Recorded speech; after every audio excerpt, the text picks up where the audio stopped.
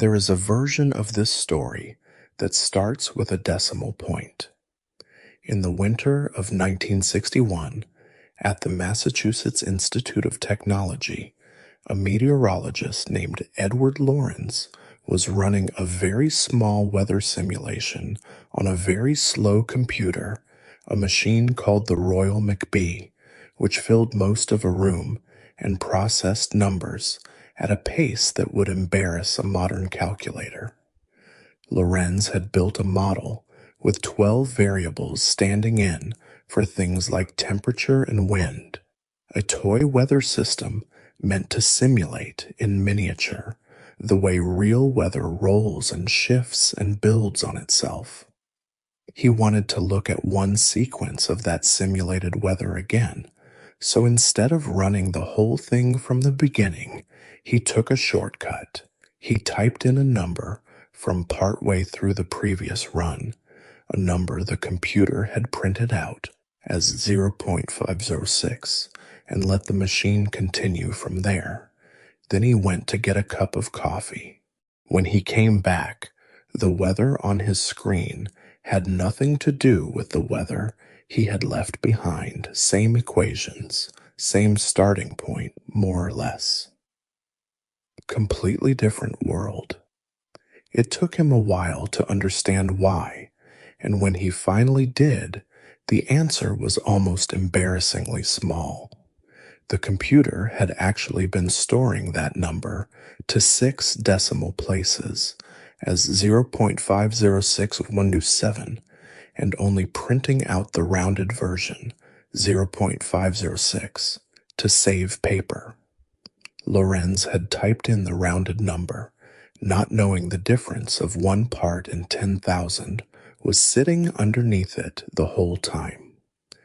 That sliver of a difference, smaller than a rounding error, smaller than anything a person could ever measure by hand, had been enough, given time, to produce an entirely different simulated sky. Lorenz published his findings in 1963 in a paper called Deterministic Non-Periodic Flow, and for most of a decade, almost nobody outside of meteorology paid attention to it. It sat quietly, cited a handful of times, a strange little result about a toy weather model that did not seem, on its face, to be about anything larger than the difficulties of predicting rain.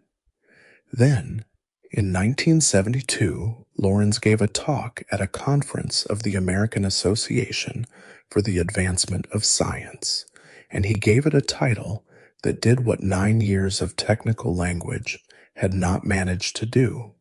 He called it Predictability. Does the flap of a butterfly's wings in Brazil set off a tornado in Texas?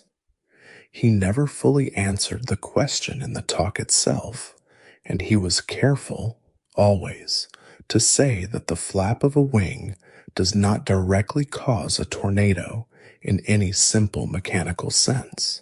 What he meant, what the whole idea actually rests on, is something quieter and in some ways stranger than a butterfly reaching out and starting a storm. He meant that in a complex enough system, a system with enough moving parts feeding back into each other, the tiniest possible difference in where you begin can be the whole difference in where you end up. Not because the small thing has some hidden power, because the system itself is built to amplify difference, to take a whisper and turn it, given enough time and enough feedback, into a shout. That is the butterfly effect, the real one, the one with a name and a date and a decimal point behind it.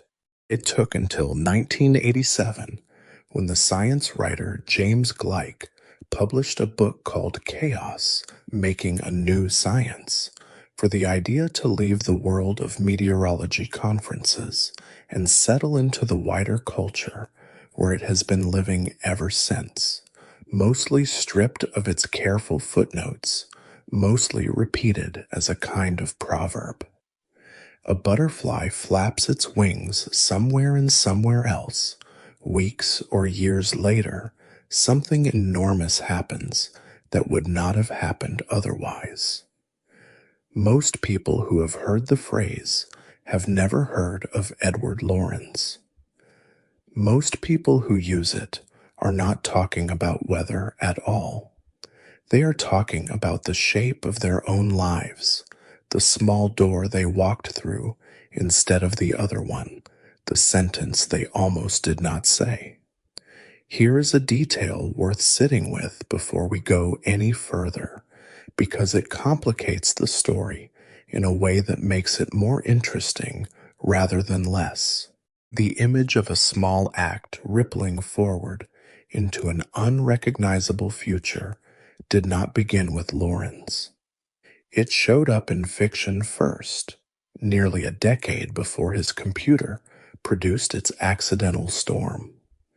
In 1952, the writer Ray Bradbury published a short story called A Sound of Thunder about a company that runs safaris backward through time so wealthy hunters can shoot a dinosaur that was going to die anyway, seconds after it dies naturally, so that nothing in the true course of events is disturbed.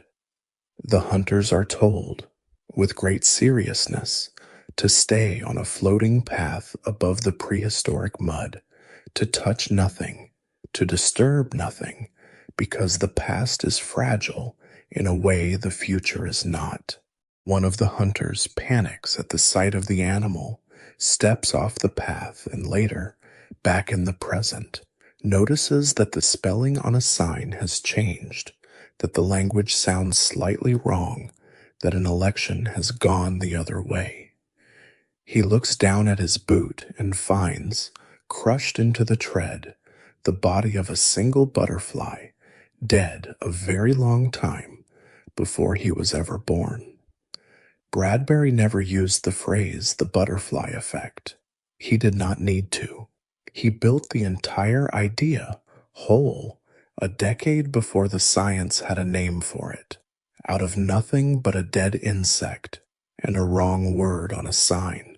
It is one of those small, satisfying facts that sits underneath a lot of pop culture without most people knowing it's there.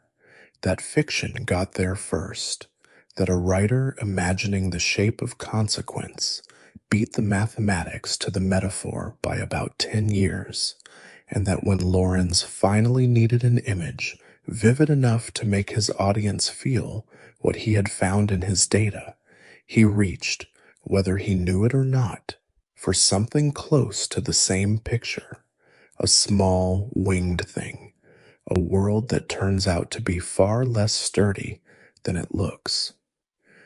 There is one more piece of the science worth carrying with us, because it gives the idea an actual shape, something you could draw if you wanted to, rather than just describe. When Lorenz plotted the behavior of his simplified weather equations over time, tracking the way certain values looped and drifted and never quite repeated themselves, the resulting shape, rendered in 3 dimensions, turned out to look like a pair of wings. 2 lobes folding into each other, the trajectory of the system spiraling around one lobe, for a while before unpredictably crossing over to spiral around the other, never settling, never exactly repeating, forever tracing something that resembles, more than it resembles anything else, a butterfly with its wings spread open. This shape is now called the Lorenz attractor, and it's worth knowing that the resemblance to a butterfly is, by most accounts, a genuine coincidence layered on top of an intentional metaphor. Lorenz chose the butterfly for his 1972 talk title because it was a vivid, small, ordinary image of something delicate, not because he'd already noticed his own equations drawing one. The two things, the image he reached for in language and the image his own mathematics had already been quietly drawing on paper for a decade turned out to rhyme with each other almost by accident. And I think that small, doubled coincidence, the picture and the math turning out to share a shape. Neither one was built to guarantee, is itself a small demonstration of the same principle showing up one level up in the way we tell the story of the discovery rather than in the discovery itself. A scientist reaches for a word to describe an idea and finds out later that the word was already sitting, unnoticed, inside the data the whole time. The idea outlived the equation, the way ideas tend to when they're vivid enough to travel outside the room they were born in. By the early 1990s, the phrase had made its way fully into popular culture, most famously in a scene from the 1993 film Jurassic Park, where the mathematician Ian Malcolm, trying to explain chaos theory to a skeptical audience over dinner, drops water onto the back of a woman's hand and asks her to predict which direction it will run, then tells her, once it runs a way she didn't expect, that the tiniest variations, a hair, the temperature of her skin, the way she's holding her hand, were enough to send it somewhere she couldn't have called in advance. It's the same idea again, stripped down to something you could stage at a dinner table with nothing more than a bottle of water and a bored guest. A butterfly in Brazil, a drop of water on the back of a hand, a rounding error in a weather simulation. Different sizes, different decades, different fields entirely, all circling the same discovery, that some systems are built in such a way that they will not let you predict their future from anything less than perfect knowledge of their present. And that perfect knowledge of the present is, for reasons that go all the way down into the mathematics of the thing, simply not available to us. Not because we haven't built good enough instruments yet, because the systems themselves are built to erase the difference between almost right and right, given enough time, the way a river erases the specific shape of the rock that first diverted it, once the waters had long enough to carve its own way around. I am telling you this now, before we get anywhere near a blue jay and a raccoon, because I want you to have the real shape of the idea in your hands before we go looking for it inside a cartoon. The butterfly effect is not really about butterflies, and it is not really, deep down, about weather either. It is about the terrifying and occasionally beautiful possibility that the world does not treat small things as small, that somewhere underneath the surface of ordinary days, a system is running that takes whatever you feed it, no matter how minor, and carries it forward without ever quite letting it go. Comment below and tell me where you're watching this from and what time it is where you are right now. I like knowing that this video is spread out across a lot of different rooms and a lot of different hours, all of them quiet in their own way, all of them somewhere on the other side of a screen from me while I put this together. It helps to picture that, so tell me where you are. Now let's go back to the park. Regular show premiered on Cartoon Network on September 6th, 2010, created by J.G. Quintel, who had developed the show's two central characters a few years earlier as part of a student film at CalArts called The Naive Man from Lollyland, and later as a short called 2 in the AM/PM, made for a 48-hour film festival that eventually became the basis for the pilot episode. By the time the show ended, On January 16, 2017, it had run for 8 seasons and 244 episodes, plus a movie, plus a string of specials, and it had gone from a loose, plotless workplace comedy about two 23-year-old friends slacking off at their groundskeeping job to something closer to a long, serialized science fiction story with jokes still very much intact. Mordecai is a blue jay. Rigby is a raccoon.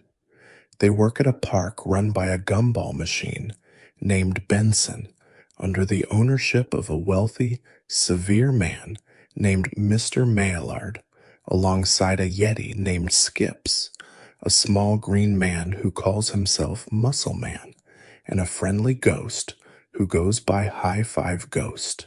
On paper, the show is about two young men who do the least amount of actual landscaping a job has ever required, and who spend the rest of their time playing video games, avoiding responsibility, and getting swept up in errands that somehow always end in a fight against something that wants to end the world.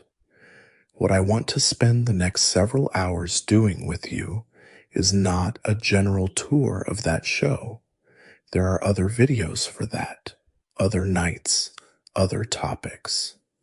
Tonight, I want to follow one idea all the way down through it, the way you'd follow a single thread of light through water to see how deep it actually goes before it disappears. The idea is the butterfly effect, and once you start looking for it in regular show, you find out fairly quickly that the show did not just borrow the phrase once for a clever title. It built the phrase into its skeleton. It used it as a shape for a movie, then as a shape for individual episodes, then, if you look closely enough and are willing to entertain a reading, the show never states outright, as the actual underlying architecture of almost every disaster the characters ever survive. Small choices, enormous consequences, a world that does not let anything stay small once it has been set in motion.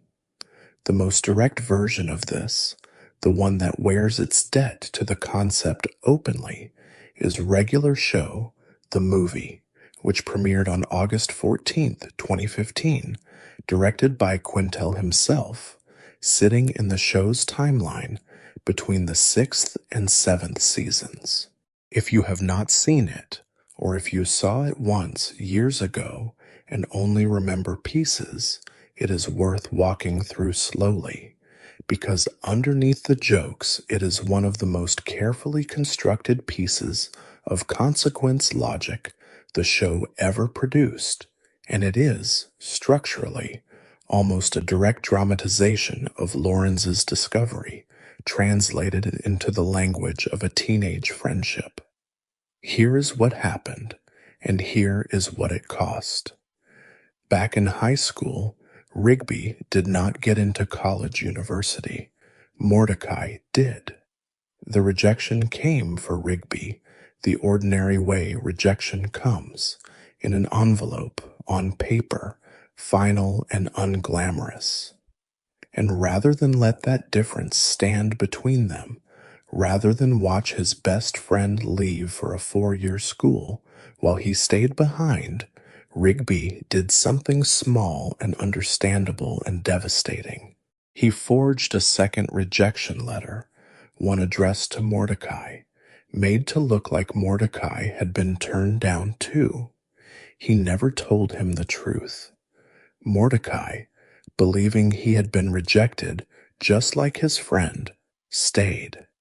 The two of them went to community college together instead, and from that one folded, forged piece of paper, an entire life took a different shape than the one that would have otherwise existed. Not through any grand betrayal, through a lie small enough to fit inside an envelope, born out of the very ordinary, very human fear of losing the person you are closest to. That lie sat quietly for years, the way lies do, buried under everything that came after it, until the movie drags it back into the light, using the mechanism the show reaches for again and again whenever it wants to talk about time, a storm. Specifically, a time nado, a swirling, destructive vortex that behaves like weather and functions like a time machine born out of an accident involving a device called a time orb in the lab of Mordecai and Rigby's old science teacher and volleyball coach, a man named Mr. Randall Ross. Back in high school, Ross had been experimenting with something dangerous, something reality bending, and Mordecai and Rigby, doing what Mordecai and Rigby always do, had gotten curious, gotten close, and set off an explosion that got them both expelled and got Ross blamed for a game his team lost because of the disaster's timing. Years later, an adult Ross, still carrying that grudge the way certain people carry grudges their whole lives, like something they have decided to keep alive on purpose, gets hold of the time nado and turns it loose on the present, aiming it, ultimately, at erasing the mistake he believes ruined his life and taking Rigby down with it. The film shows you what happens in the version of the future where the lie is never confessed. It is not a subtle future. Mordecai, having learned the truth about the forged letter, having discovered that the years he spent believing he chose community college are actually years he spent inside somebody else's decision, becomes cold, becomes bitter, becomes, in the darkest version of the timeline the movie shows you, Ross's willing lieutenant, turned against the friend who lied to him. It is a genuinely uncomfortable thing to watch, a children's cartoon showing you, without much softening, what a 23-year-old friendship curdles into when it is built for years on top of an unaddressed dishonesty. The show does not treat this future as impossible or cartoonish in the way its villains usually are. It treats it as the shape the present would eventually take on its own, given enough time, if nobody ever said the true thing out loud. The resolution the movie lands on is worth paying close attention to, because it is not the resolution you would expect from a story about time travel and world-ending storms. Mordecai and Rigby do travel backward into the same day the original disaster happened, hoping, at first, to stop it outright, to reach back and cut the string before it ever gets pulled, and the film, very deliberately, will not let them. The explosion still happens. Ross still gets blamed. Both of them still get expelled. The mechanical facts of the timeline hold, stubborn and unmoved, no matter how hard the characters try to bend them, which is itself a kind of quiet, unglamorous honesty about how consequence actually works. You cannot always go back and unmake the event. Sometimes the event is going to happen regardless of what you do once you're standing inside the moment it's already in motion. What changes what is actually available to be changed is not the storm. It's Rigby, forced in the middle of all of it to read his own humiliating real rejection letter out loud, forced to stand in front of the friend he has been lying to for years. He finally says the true thing.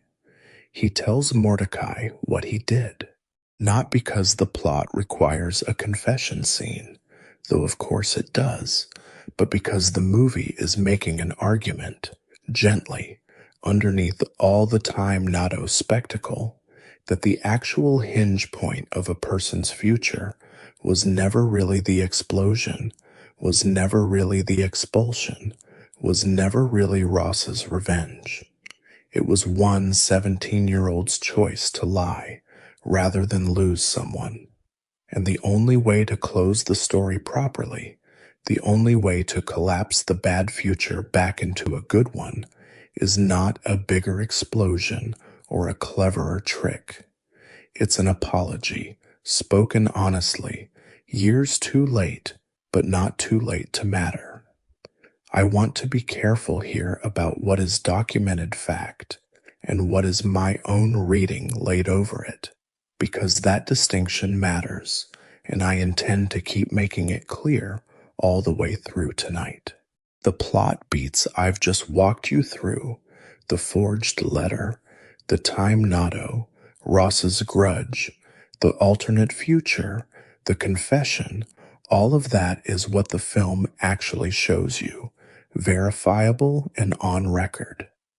What I'm adding on top of it, the idea that the movie is functioning as a deliberate, almost textbook illustration of the butterfly effect, translated out of meteorology and into adolescent friendship, that part is interpretation. The film never uses Lawrence's name. It never puts a decimal point on screen. But structurally, beat for beat, it is doing exactly what the concept describes. A difference too small to register at the moment it happens, a single sheet of forged paper gets fed into a complex system, in this case an entire adult friendship, an entire shared life, and by the time it comes back around, it has grown into something large enough to end a world. That is not weather. That is not chaos theory in any technical sense, but it is the same shape, wearing different clothes, and once you notice the shape, it becomes very hard to stop noticing it, because it turns out the movie is not the only place in the show where that exact structure is doing exactly that kind of work. Which brings us, gently, toward Skips, and toward the two episodes that between them contain, I think, the truest and most devastating version of the butterfly effect the show ever tells. Not the loudest version. Not the one with a time notto eating the sky, the quiet one. The one that happened on an ordinary Saturday, a long time ago, at a school dance, to a boy who had not yet decided to stop walking. Before we get to the dance, though, there is an earlier episode worth stopping at, because it shows the show working out the mechanics of its own time travel rules in a smaller, funnier register, before it ever asks you to feel the full weight of what those rules can cost. The episode is called A Skips in Time from the show's 5th season, and it begins with something that should, by the logic of every other time travel story you've ever seen, be a fairly minor inconvenience. A teenage version of Skips, going by his original name, Walks, gets swept up in a storm during a hot air balloon mishap and lands, disoriented and completely out of place in the present day, decades ahead of where he belongs. The device carrying him there is, once again, a storm functioning as a time machine, the same basic image the movie would use again later, a time notto, reality thin enough at that particular moment for a person to fall straight through it. The comedy of the episode is built on the culture clash you'd expect.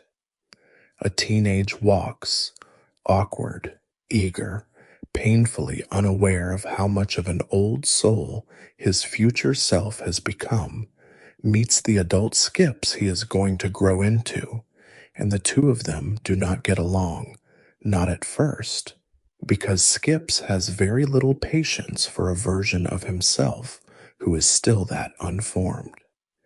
But underneath the culture clash jokes, the episode is doing something more careful, and it is worth naming precisely because it is the show's clearest statement, outside of the movie, of just how seriously it takes the mechanics of altering the past. The stakes the characters keep repeating to each other, half as exposition and half as genuine dread, are these. If Young Walks is not returned to his own time by a specific point, the entire chain of events that turns him into the Skips everyone at the park depends on will simply never happen. Not will happen differently, will never happen.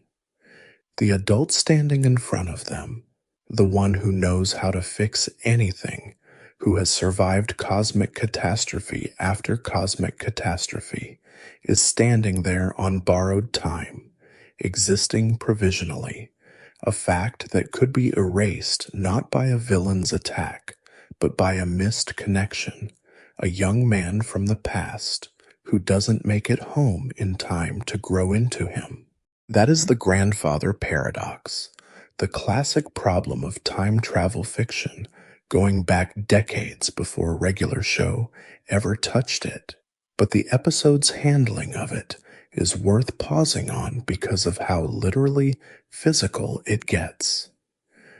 As the deadline for returning Young Walks approaches, the adult Skips does not simply worry. He begins, visibly, to age.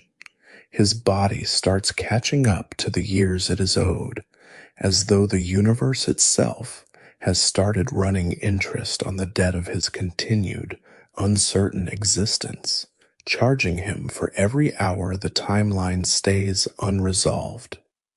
It is a strange, almost frightening image for what is mostly a comic episode, an old man's face and hands aging in real time in front of his co-workers, because a teenage version of himself, a state away and 40 years in the past, hasn't yet made the choice that turns him into who he currently is. The episode resolves, as these things tend to, with the group getting Young Walks back through the time nutto before the window closes, the timeline snapping back into its proper shape.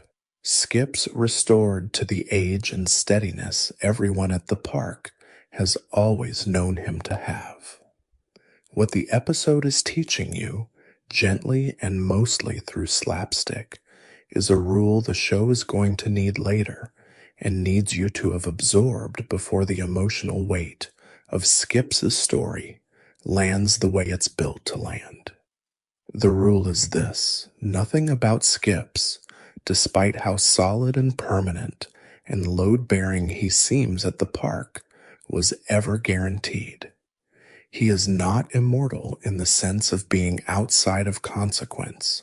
He is immortal in the sense of having survived one particular, extremely narrow set of choices that could very easily have gone differently, and having done so a very long time ago, in circumstances the show has been quietly withholding from you since the very first episode you ever watched.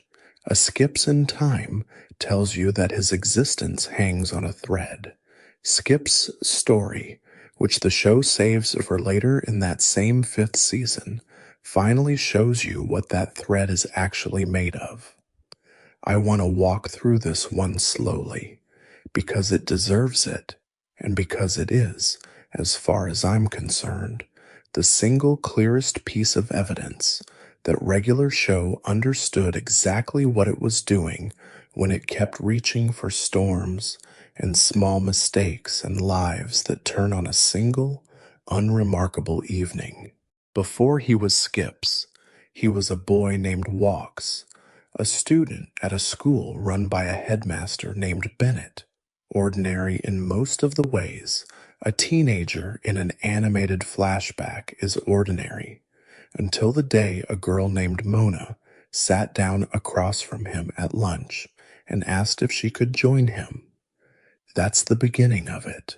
Not a prophecy, not a chosen destiny, a girl choosing a seat, the smallest possible unit of a relationship starting, the kind of moment that happens to almost everyone at some point, and that almost nobody at the time understands to be the hinge their whole life is about to turn on. They spent time together after that.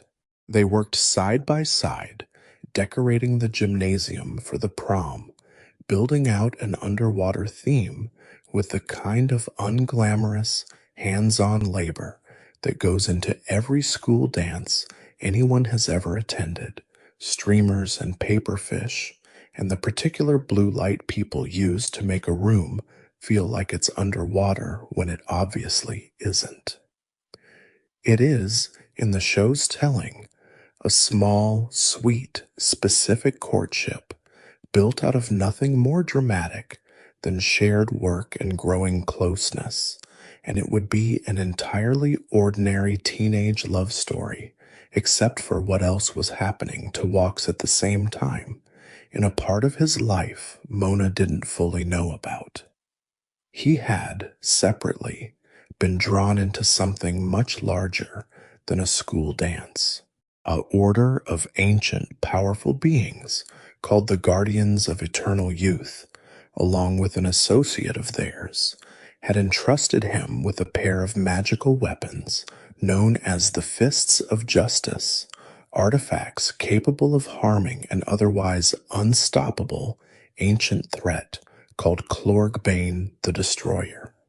Walks had been chosen, in other words, for a fight bigger than his own life, a fight that had apparently been scheduled with a specificity that still stings a little to say out loud, for 8 o'clock on a Saturday night. The exact same night, the exact same hour as the prom. 2 obligations, 1 evening. A boy who wanted, more than anything, to be a normal teenager slow dancing under paper streamers with a girl he was falling for, and a destiny that had picked the worst possible hour to come due. He chose the dance. He chose Mona. Whatever training he'd had, whatever sense of duty the Guardians had tried to instill in him, in the moment it actually mattered, he chose the ordinary, human, achingly understandable thing, the thing almost anyone his age would have chosen in his position, and for a while it must have felt like the right choice, maybe even like he'd found a way to have both, because Clorgbane didn't show up right away. The prom went on. The lights stayed low and blue, and then Clorgbane came anyway, forcing his way into the gymnasium, bringing the fight to the one place. Walks had gone specifically to avoid it, as though the show is making, without ever saying so out loud, its own quiet observation about the limits of trying to opt out of the things you were chosen for. In the chaos of that fight, in the middle of a gymnasium full of dancing teenagers suddenly transformed into a battlefield, Mona pushed Walks out of the way of falling debris. The ceiling had started to come down, whether from Clorgbane's attack or the general destruction of the fight, and she put her body between Walks and the danger, the way people do for the people they love, in the half-second before thinking becomes possible, and the debris that would have hit him hit her instead. She died there on the floor of a gymnasium decorated to look like the bottom of the ocean, killed by a piece of ceiling that fell because a boy she liked had a fight scheduled the same night as their dance. I don't think there's a way to overstate how much weight that single detail is carrying. Not a battle Walks lost, not a mistake he made in combat.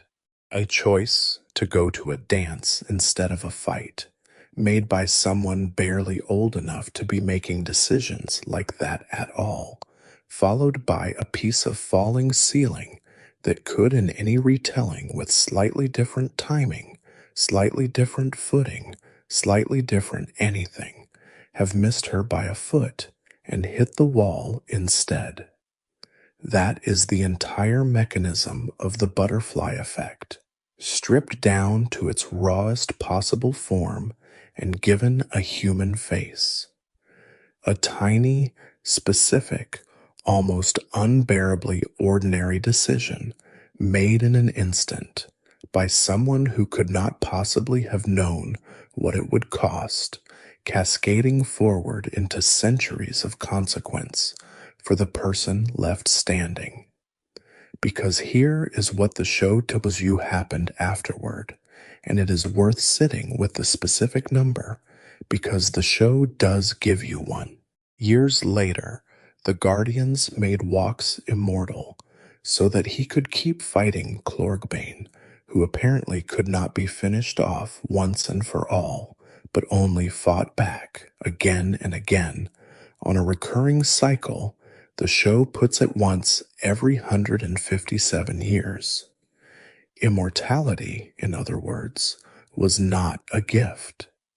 It was a sentence handed to a boy who had just lost the person he loved in the shape of an unending assignment to keep having the same fight over and over forever that he had chosen to skip once on the one night it had mattered most.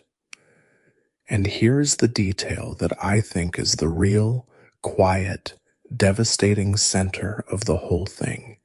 The detail that gives this video its shape more than the movie's time Nadeau ever could. After Mona's death, Walks changed his name. He chose to be called Skips, not a nickname handed to him by someone else, not an accident of translation or mishearing, a name he chose deliberately in honor of her, and it is tied, in the show's own telling, to the literal physical way he now moves through the world. Skipping instead of walking.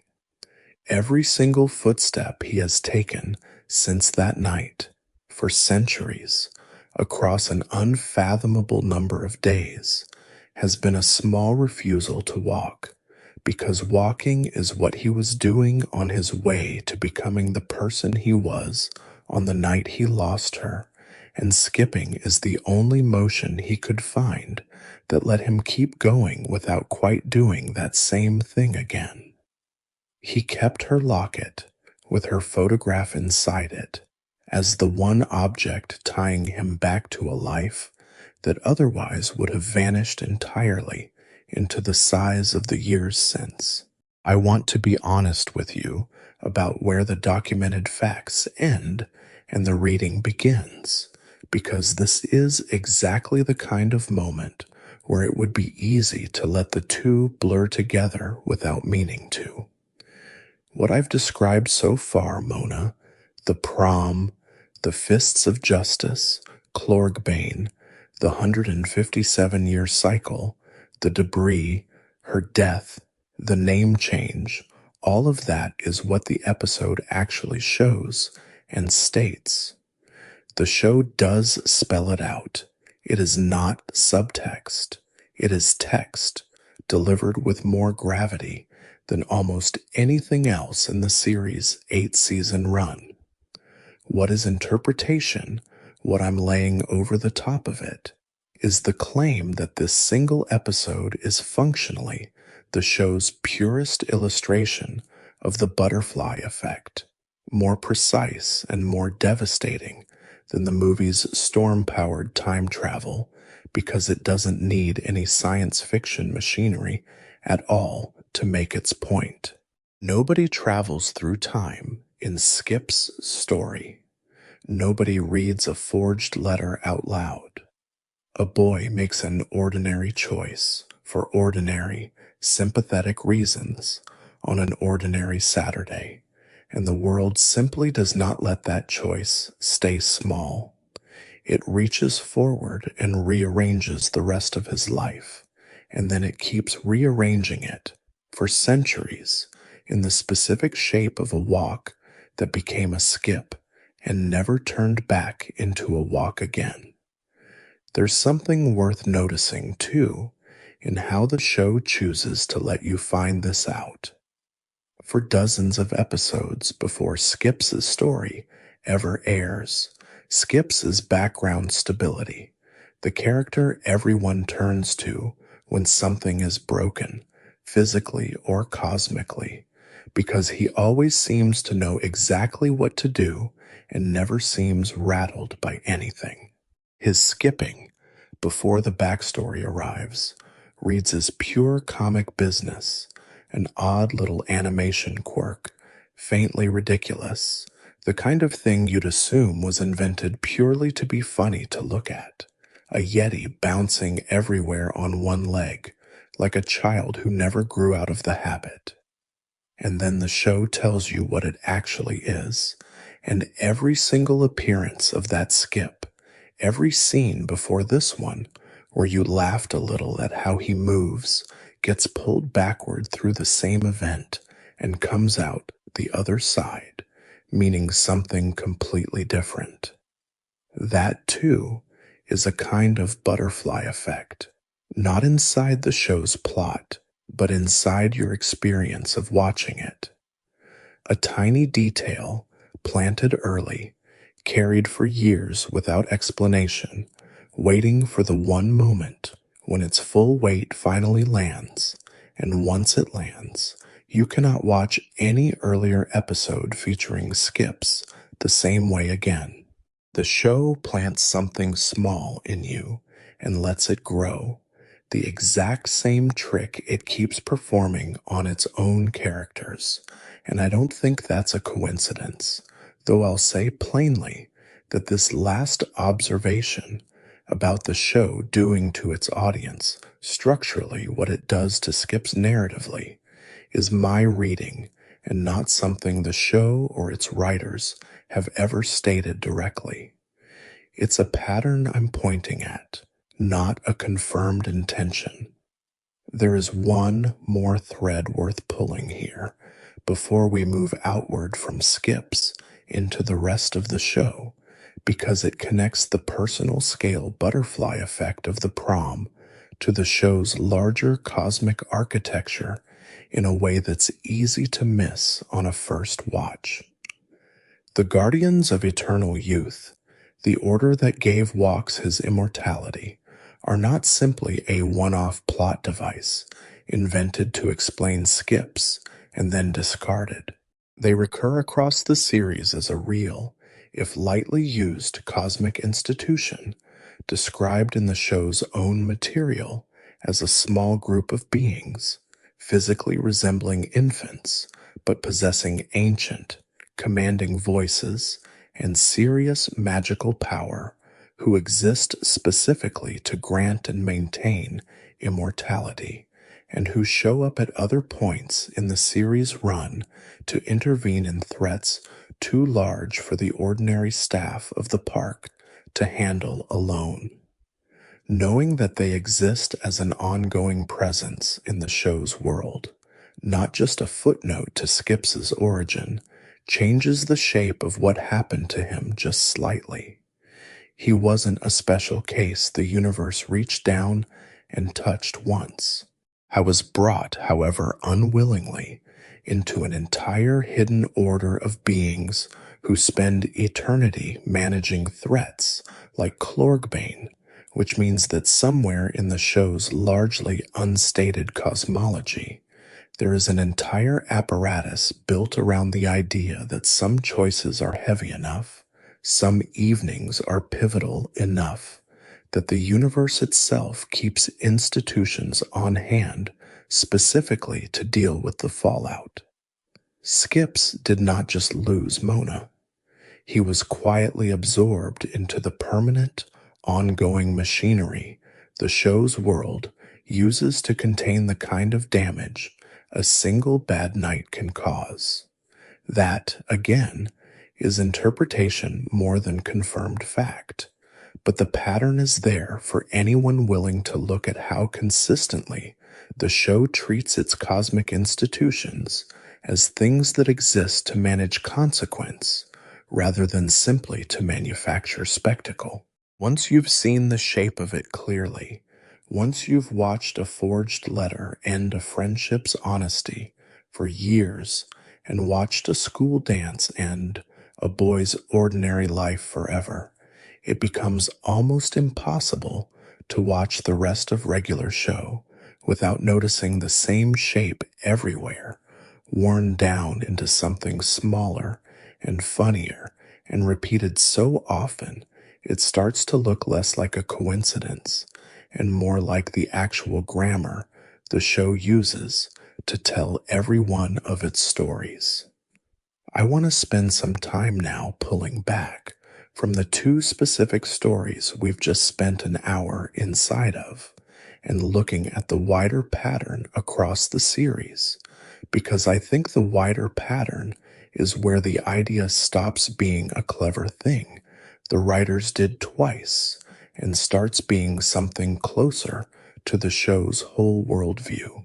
Start at the very beginning, because it is worth knowing that the show built this idea into its bones from the first episode it ever aired. The very first episode of regular show is called simply The Power, and it opens with something almost embarrassingly small. Rigby steals a strange electronic keyboard from a wizard he finds relieving himself in a bush somewhere in the park, a theft committed less out of any grand ambition than out of the low-level opportunism that defines most of what Rigby does in the show's early seasons. The keyboard turns out to have a genuinely reality-altering power. Whatever the person playing it says out loud while playing it comes true. Mordecai and Rigby, being exactly who they are, do not use this on anything large or meaningful at first. They use it to get free candy out of Pops. They use it to talk Benson into giving them a raise. The stakes could not be smaller or more recognizable. Two guys using an accidentally acquired magic object for the pettiest, most relatable purposes imaginable, and the show plays it, in that first episode, almost entirely for laughs. But that keyboard does not go away after the pilot. It comes back, repeatedly, across the show's entire 8-season run, sometimes destroyed and somehow always eventually intact again, showing up in a mission to the moon, showing up as a power source in later cosmic conflicts, showing up finally in the climactic events of the series finale itself.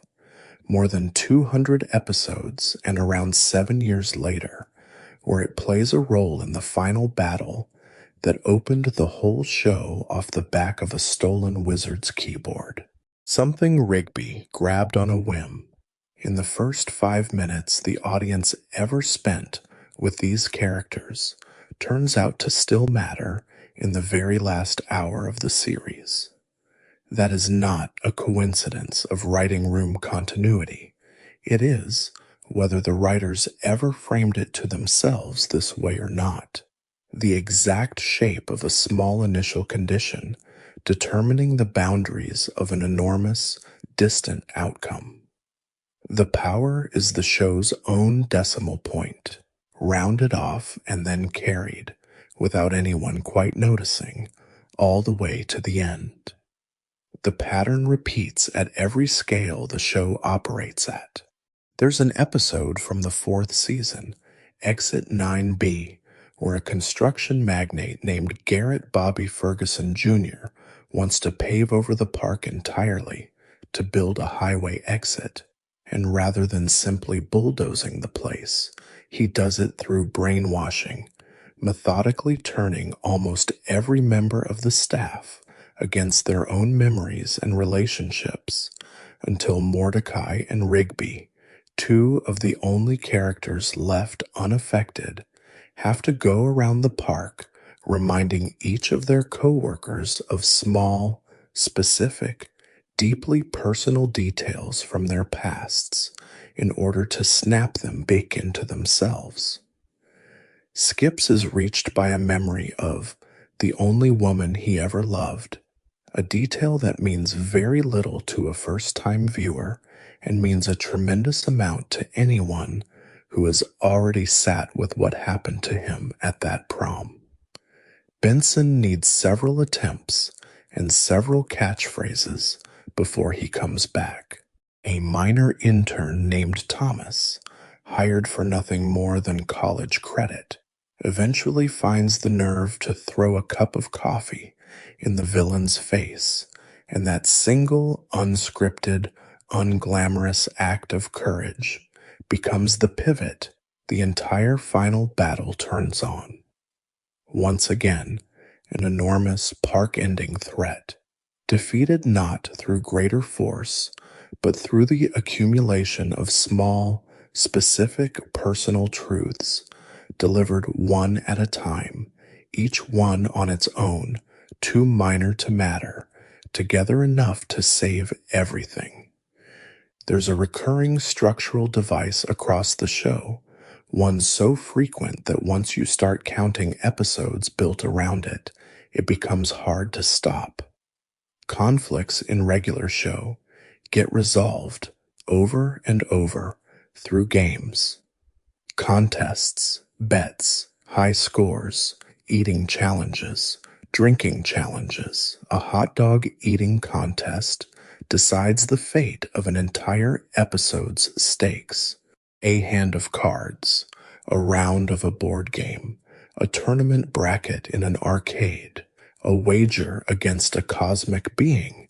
These show up again and again as the actual mechanism by which enormous problems get solved, which means that the show's universe runs, structurally, on something very close to a formalized version of the same idea we've been tracing all night. If you can win the right small contest, you can change an outcome that would otherwise be permanent. If you can finish the plate of eggs, you earn the hat, and the hat, ridiculous as it is, ends up meaning something disproportionate to its actual size, because the show has spent the whole episode training you to believe that the small, specific, achievable thing is where the real stakes were always hiding. This isn't a claim the show makes out loud in so many words. It's a pattern of design, episode after episode, reaching for the same basic shape, small task, outsized consequence, repeated so consistently across 8 seasons that it stops looking like a coincidence of formula and starts looking like an actual belief the writers held about how stories, and maybe lives, actually work. And then there's the ending of the 7th season in Rigby's Graduation Day special, which is worth pausing on because it delivers one of the most literal, almost comically direct images the show ever produced of a small physical action carrying consequences nobody saw coming. Rigby, across the later seasons, undertakes one of the show's quietest and most genuinely mature arcs.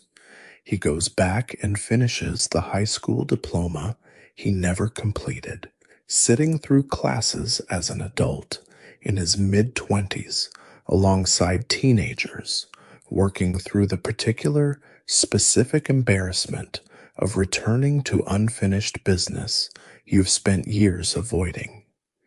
The special builds to his graduation, to a speech, to the kind of hard-won, unglamorous personal triumph the show rarely announces with much fanfare. And then, in the celebration afterward at the height of that triumph, the crew discovers that a button they had been guarding for reasons the show had been quietly seeding for a while, a button they'd assumed was purely defensive, is actually a launch mechanism. Someone presses it, or it gets pressed, and the entire park, staff and all, is fired directly off the surface of the earth and into space, ending the episode and the season on a cliffhanger that reroutes the entire remaining shape of the series. A single button, a single press, and the show's whole final act, the space arc that dominates its last stretch, the one that eventually leads to Pops confronting his brother among the stars, begins because of it. It's almost too on the nose to need pointing out, and yet it's easy to miss on a first watch, because it arrives dressed as a joke, a slapstick cliffhanger, rather than announcing itself as the mechanism it actually is. I want to be careful, again, about the line between what's documented and what I'm doing with it. Every episode and beat I've just described is real, on record, verifiable against the show itself. The claim that all of it adds up to a consistent, authorial belief in small cause, large effect storytelling. That's a pattern I'm drawing across 244 episodes in a movie. And it's the kind of claim that's easy to find evidence for once you're looking for it, and easy to dismiss as confirmation bias if you'd rather not see it. I think it holds up. I think a show that opens its very first episode with a stolen keytar that still matters in its very last one, that builds an entire movie around a forged letter, that gives its most stoic character a centuries-long grief rooted in one dance he chose over one fight, that ends a season on a single mispressed button launching a park into space, is a show that understood, on some level, deep in its writing room, exactly what Edward Lorenz found sitting in his rounding error back in 1961, that the size of a cause tells you almost nothing about the size of what it's capable of becoming, which finally brings us to the largest scale the show ever plays at, the one everything else in this video has been quietly building toward, because I don't think you can talk honestly about regular show and the butterfly effect without ending where the show itself chose to end. With Pops, and with the brother, the show spent almost its entire run keeping just out of frame. For most of its 8 seasons, Pops exists as pure warmth and pure confusion, a gentle, slightly out-of-touch man with a lollipop-shaped head who lives in a mansion at the top of the property, speaks in a formal, old-fashioned cadence, and seems to understand almost nothing about the modern world, while understanding almost everything about kindness. He does no real work. Is, for most of the show's run, comic relief with an unusually soft center, the character everyone else at the park seems to protect, without quite knowing why they feel the instinct so strongly. The show waits a long time, most of its run, before finally telling you the truth underneath that softness, and when it does, the truth reframes literally everything that came before it. Pops is not human, and was never human. He is a cosmic being from a planet the show calls Lollyland, one half of a pair born to balance each other, considered by that world's own mythology to carry the most significant power there. His counterpart, the brother the show has been withholding, is a being whose true name is Malum Cranus, a name that translates, more or less, to something like bad head, and who goes, throughout the series, by the far more direct name Anti-Pops, where Pops is gentleness, warmth, and a kind of deliberate, chosen simplicity. Anti-Pops is cruelty, appetite, and an open desire to see the universe erased rather than balanced. The two of them, according to the show's own mythology, have fought before, not once, repeatedly, across a span of time. The show gestures at without ever fully quantifying in a way I can responsibly hand you a hard number for, in battle after battle that always seems to end the same way, locked together, evenly matched, unable to defeat one another outright, until the force of their collision becomes strong enough to unmake the universe itself and reset it, sending everything, apparently including the two of them, back to begin the cycle again. I want to flag clearly that this cyclical, universe-resetting history between them is presented by the show as backstory and mythology, rather than something you watch unfold in careful, footnoted detail, and that different corners of the fandom describe the exact scale and frequency of that cycle differently, some invoking numbers as large as billions of years between resets, without the show itself ever putting a single, precise figure on screen that I can verify with full confidence.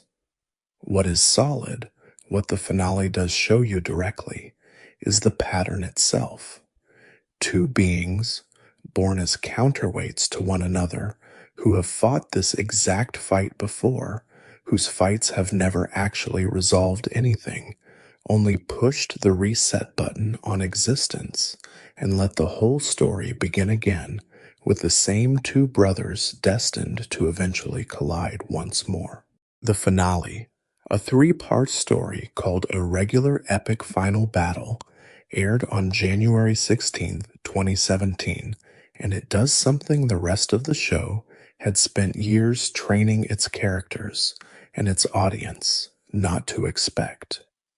Pops, having finally learned exactly what he is, having spent his whole life being shielded from that knowledge by a father figure who understood the stakes far better than his gentle, oblivious son ever did, goes to confront his brother directly. The two of them grow, in the show's climactic imagery, to titanic scale, big enough to threaten to destroy everything around them just by colliding, and for a stretch of the battle, it looks like the old pattern is simply going to repeat itself one more time. The same stalemate, the same collision, the same reset, the same two brothers standing where they've always stood. And then Pops does the thing that makes the finale worth building an entire video around. He does not throw the harder punch. He stops throwing punches at all. He reaches for his brother and holds him, an actual embrace, the kind of gesture that has no place in the physics of a fight this size. And in that embrace, according to the show's own telling, something in Antipops genuinely shifts, some acknowledgement, however brief, of remorse for what he's done and what he's tried to do. It does not undo him, it does not turn him gentle, but it is enough of a change, enough of a crack in a pattern that had apparently held for the entire recorded history of these two beings, that Pops is able to do what force alone had never managed, across however many previous cycles this had already happened. He holds on and he carries both of them into a nearby star, ending the fight, not by winning it in the way the universe had always assumed fights like this get won, but by refusing, at the very last possible moment, to keep having the same fight at all. He dies there. The show does not soften that or walk it back. It is a genuine death, staged with more visual and musical weight than almost anything else in the show's run, and the aftermath the finale gives you afterward is not triumphant, so much as quiet. A statue goes up in the park in his memory. The show suggests, gently, that some part of him continues on somewhere else, watching over the friends he spent his whole disguised life among, though I want to be honest that the exact shape of that afterlife detail is one of the places where different accounts of the finale describe it slightly differently, and I'd rather flag that uncertainty than hand you a confident, specific claim I can't fully back. What's certain, what every account of the ending agrees on without exception, is that the cycle breaks. For the first time in however long these two brothers had been locked into their pattern, the fight does not end in a reset. It ends in an embrace, a star, and a silence that holds. I don't think it's a stretch, and I'll say plainly here that this next part is interpretation, to read that ending as the largest possible version of everything this video has been circling all night. Every other example we've walked through, the forged letter, the missed fight, the stolen keytar, the mispressed button, worked because a small, ordinary, almost invisible choice turned out to be strong enough to redirect an outcome that looked, from the outside, far too massive to be moved by anything that size. The finale takes that exact same logic and applies it at the scale of the entire universe. Two cosmic beings, locked for an unknown span of time, into a pattern of destruction and reset that force alone could never break, and the thing that finally breaks it is not a bigger weapon, not a cleverer trick, not more power thrown at the problem. It's the smallest possible gesture available to two people in the middle of a fight. An embrace instead of a punch. The show spent its entire run teaching you that its universe runs on disproportion, that tiny causes produce enormous effects, and then, for its very last trick, it hands the largest possible outcome in the entire series, the ending of a cycle old enough to reset the universe itself, to the smallest, gentlest, least dramatic action a person can take towards someone who has hurt them. That is not a scientific claim. Lorenz never wrote a paper about hugging your enemy. But it is, I think, the show's own quiet, unstated argument about what its own idea actually means when you follow it all the way to the bottom. Smallness is not the opposite of consequence.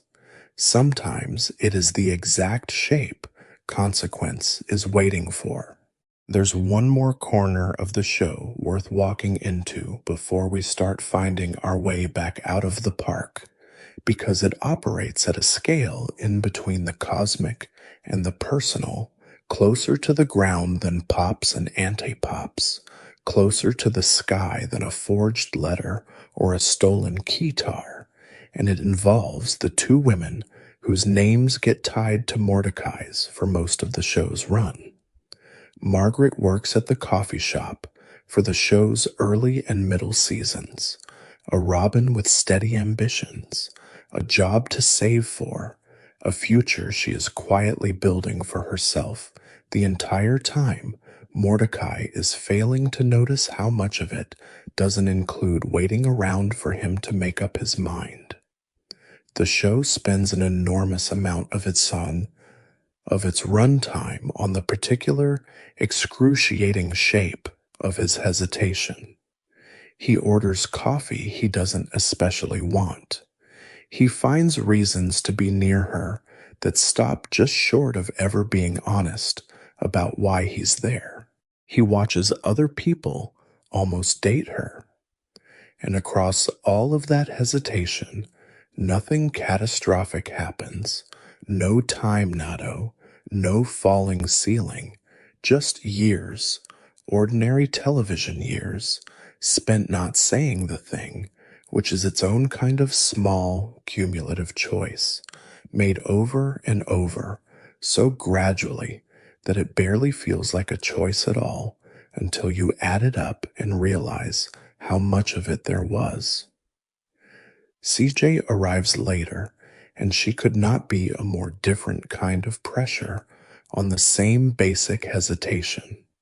She's a cloud being, not a metaphorical description of someone's temperament, but a literal fact of her physiology, a person made of vapor and weather who meets Mordecai at a New Year's Eve party, and who, when her anger reaches a certain point, does not raise her voice so much as become an actual physical storm.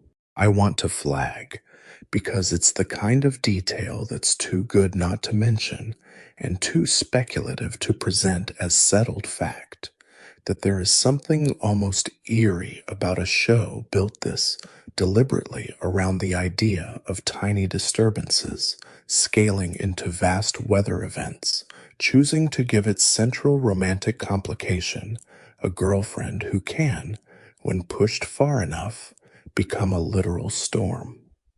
I have no way of confirming the writers had Edward Lawrence's Tornado in Texas anywhere in mind when they designed her, and I'd be overstating the case to claim they did.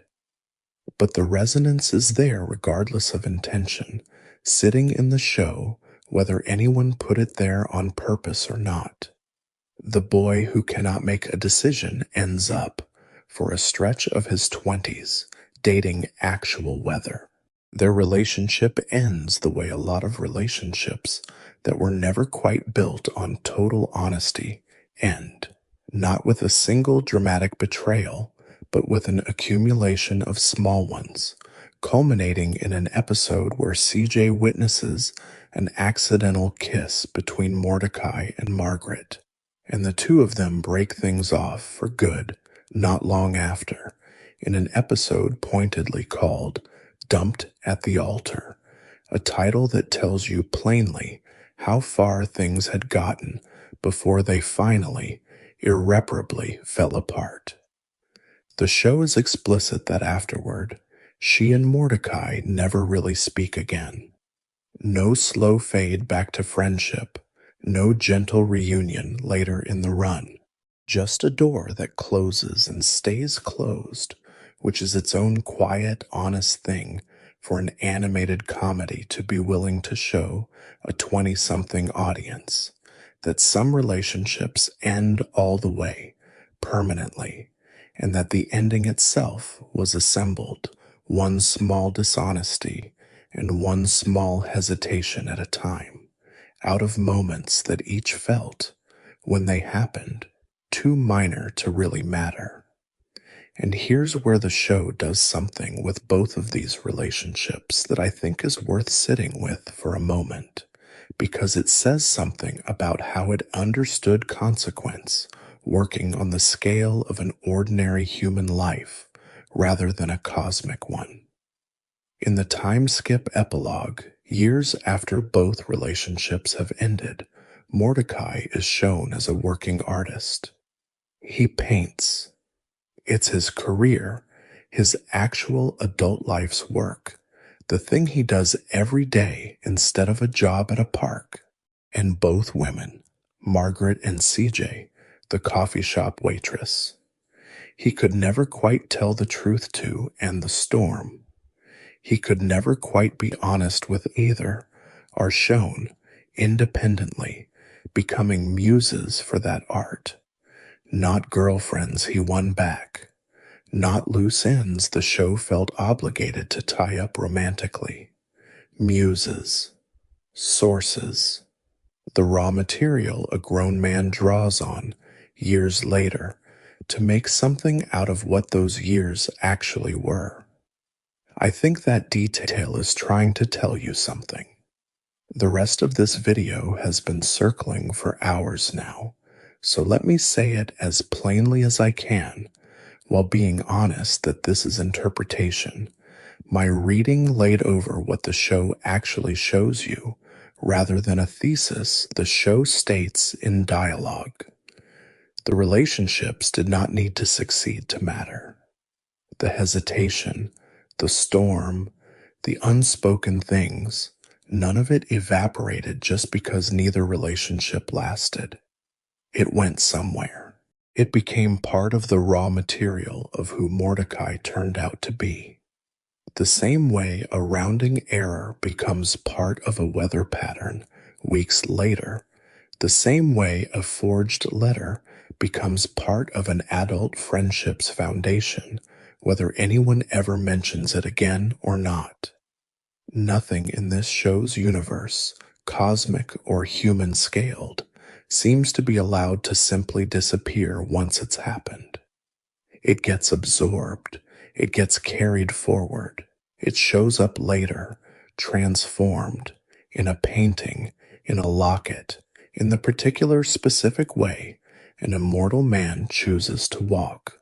I want to widen the lens one more time before we come back down to something quieter, because there is a version of this whole video that could be told purely as a study of plot mechanics, forged letters, and time nuttos and cosmic embraces, and I don't think that version would be honest about why any of this actually lands the way it does when you watch the show for real, late at night, the way most of the people watching this video probably first found it.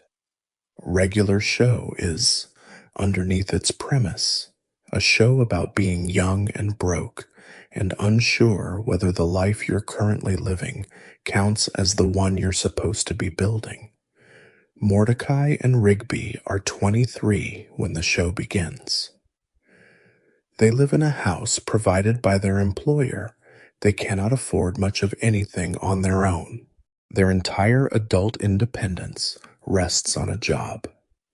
Neither of them takes especially seriously at a park owned by a man who could plausibly, at almost any point, decide they're expendable. None of that is speculation.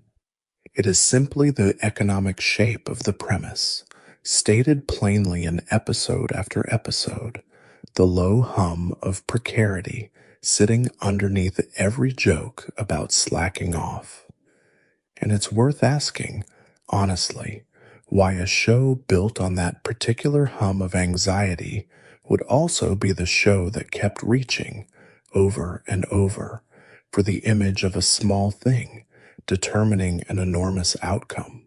I don't think that's a coincidence, and I'll say clearly that what follows is my reading, not a confirmed authorial statement.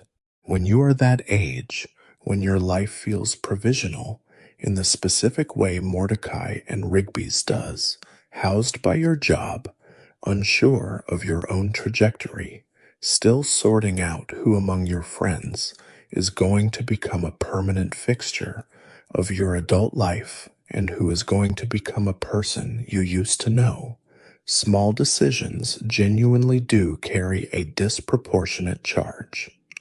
Whether you say the honest thing to the person you like, whether you finish the diploma you've been avoiding, whether you tell your best friend the truth about the letter you forged, or let it sit quietly for years, becoming a kind of debt that keeps accruing whether you look at it or not.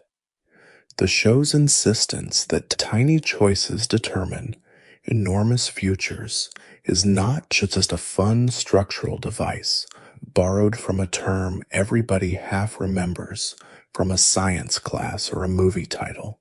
It is, I think, an accurate piece of reporting on what it actually feels like to be in your 20s when the shape of the rest of your life has not yet hardened into place, and every small choice still genuinely might be the one the whole thing turns on.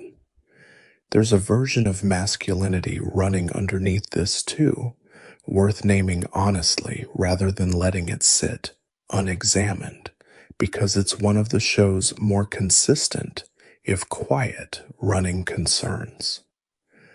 Almost every major emotional turning point across the show's 8 seasons involves a male character finally, awkwardly, incompletely, learning to say a true thing out loud to someone he cares about after long stretches of not doing that.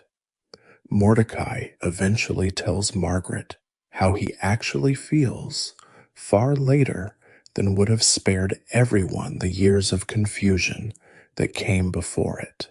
Rigby eventually apologizes to Mordecai about the letter in a movie built entirely around the cost of not having done that sooner. Muscle Man, across a handful of episodes dealing with the death of his father, eventually lets himself grieve openly rather than performing the toughness he spends most of the show hiding behind. None of these are small moments in the emotional economy of the show, and none of them are cosmic either. They're the same size as a forged letter, the same size as an unheld conversation, the same size as a text message someone almost sent and didn't.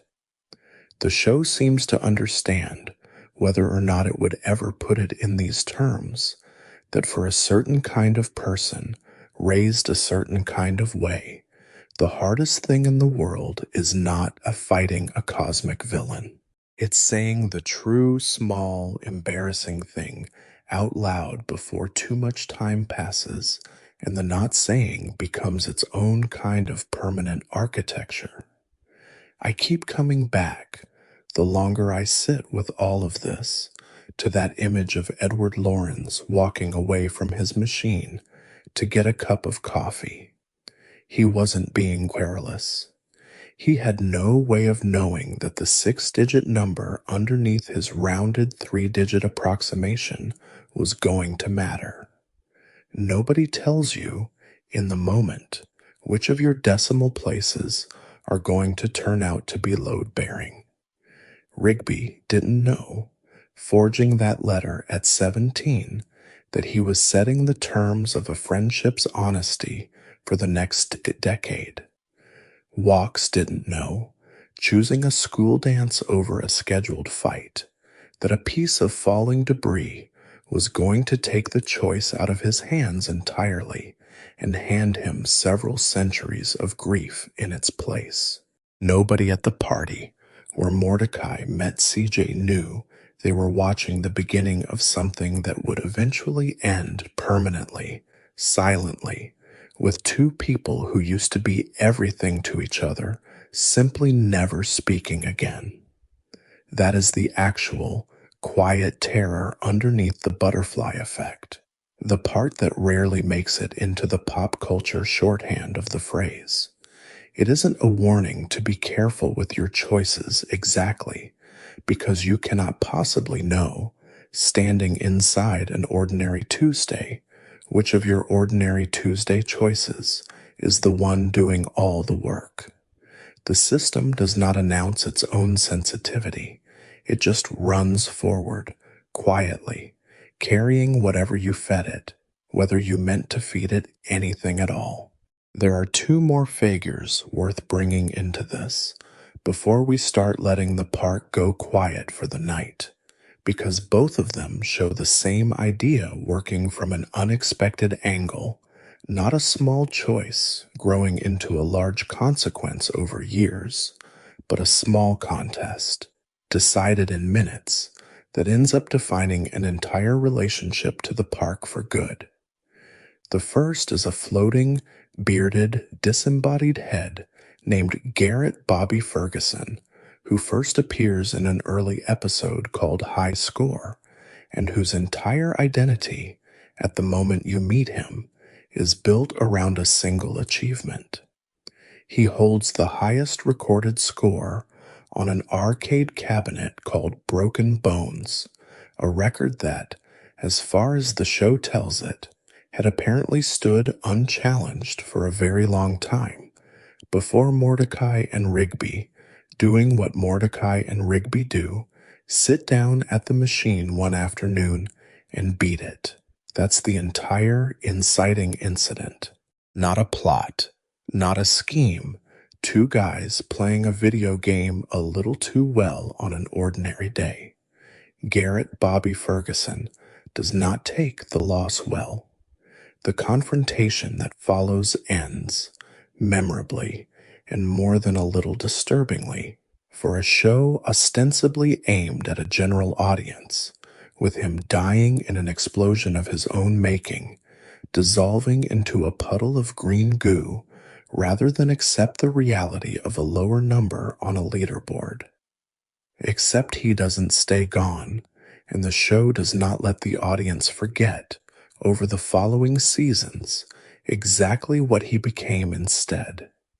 A vengeful ghost, defined entirely, permanently, by the moment his record was broken, unable to let the loss become the past, the way an ordinary person eventually lets an ordinary loss become the past. He returns years later in Exit 9B, summoned back through a portal by his own son, still carrying the exact same grievance, still organized as a being, entirely around a high score, 220. Something's beat on a slow afternoon because they happened to be good at a video game. There is something genuinely bleak underneath the comedy of that, once you sit with it long enough to feel the shape of it. A person's whole continued existence, stretched out across years, anchored entirely to a single afternoon's worth of button presses, refusing to let the moment recede into memory the way healthier moments do. Where Skips took an unbearable loss and built a whole new, gentler way of moving through the world out of it, choosing to skip rather than walk, Garrett Bobby Ferguson took his loss and simply never let it become the past at all. Two characters, two losses, two entirely different relationships to the same basic fact of the show's universe, that small events do not politely fade. They either get carried forward and transformed into something survivable, the way Skips carried his, or they get carried forward unchanged, calcified, the way Garrett Bobby Ferguson carried his, still furious, decades later, about a number on a screen. The second figure is Death himself, who shows up across the show's run as a genuinely strange and, once you sit with him, genuinely tender character, designed like a British motorcycle rider more than any traditional Grim Reaper, leather jacket, torn hoodie, an unusually muscular right arm that turns out to matter a great deal because the show's very first real encounter between the park staff and Death is decided not through pleading or trickery in the traditional folklore sense, but through an arm wrestling match. Skips beats him. That's it. That's the entire negotiation. A single contest of strength, over in a matter of seconds, and the outcome of that contest reshapes Death's entire relationship to the park's staff going forward, souring an initially antagonistic, rule-bound figure into someone who, across later episodes, is willing to bend his own rules, retrieve objects from the underworld to help Muscle Man propose to his girlfriend, show up as something closer to a friend than an adversary, and eventually, late in the series, break his own stated policy of non-interference specifically to stand alongside Pops. All of that, the whole warmer, more human version of Death that the show gives you by its later seasons, traces back to one arm wrestling match, decided in the time it takes to slam a forearm down onto a table. I keep returning across every one of these examples to the same basic shape because the show keeps returning to it too, in ways too consistent to be entirely accidental and too varied to be a single running joke. a high score, an arm wrestling match, a dance instead of a fight, a forged piece of paper, a stolen keytar, a mispressed button.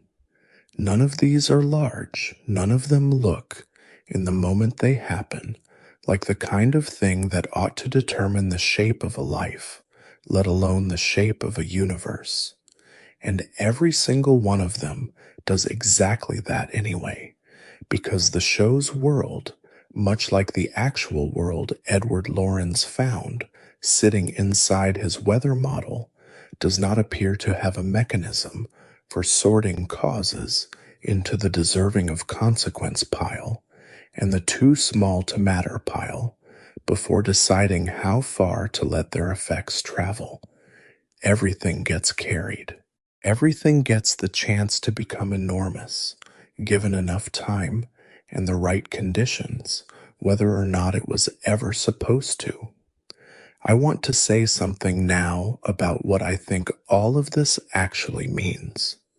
Underneath the plot mechanics, underneath the specific episodes and the specific facts, because I don't think a show gets watched and rewatched and sat with by as many people across as many years as regular show has been, purely on the strength of its jokes. Jokes get you through an episode. They don't usually get you through a decade of people returning to something at 2 in the morning because they need the particular company it offers. Something else is doing that work, and I think the something else is this. The show found a way to tell an entire audience of people in their 20s and 30s, most of whom were living through some version of the same uncertain, provisional, not quite arrived feeling that Mordecai and Rigby lived through at the park, that the smallness of their days was not evidence the days didn't matter. It was, if anything, the opposite kind of evidence.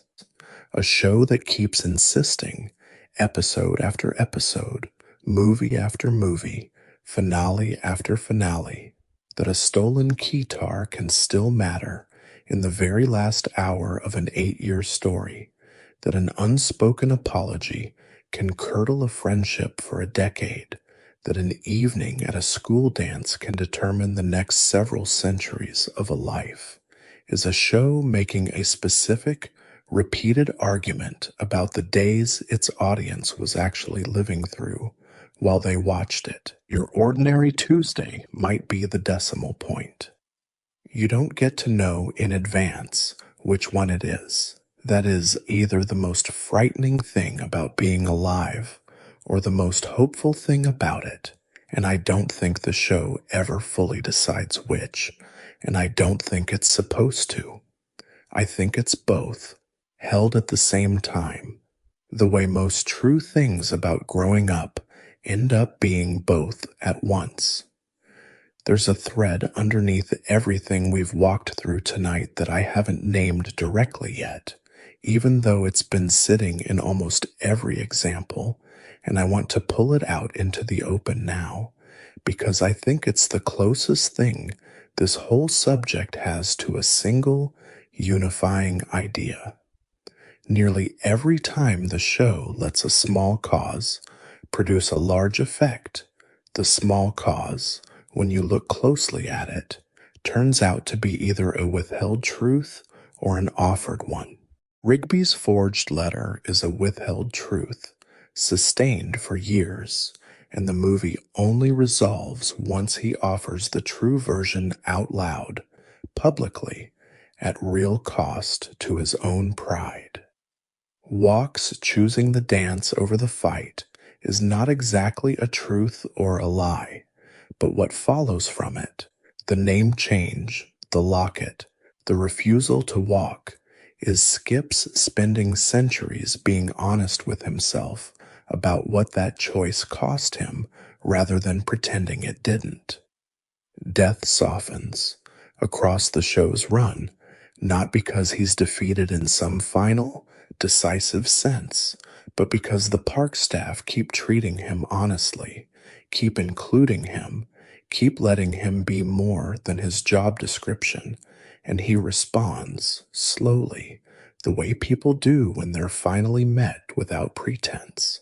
And the finale, the largest example of all, resolves not when Pops finally becomes strong enough to defeat his brother through force, which the show has already shown you doesn't work, has never worked, across however many cycles came before this one.